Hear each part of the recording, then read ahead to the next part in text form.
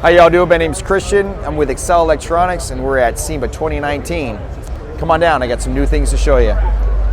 This is our brand new 4.3 inch OE mirror with a built-in 360 cab cam and dash cam and built-in DVR. As you can see, we designed this with a 360-degree camera at the base of the monitor. That allows you to get a full dash cam view as well as a cockpit view at the same time. If you back out and you look at the screen, we'll show you how that looks. Obviously, what you want to do is you want to look at the road. That would be the dash on the back side. That would be the driver.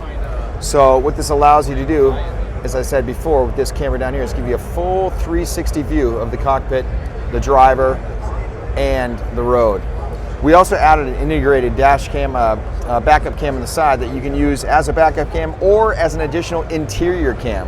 If you come back, you double click on that, then you have full view of either the interior or the backup cam.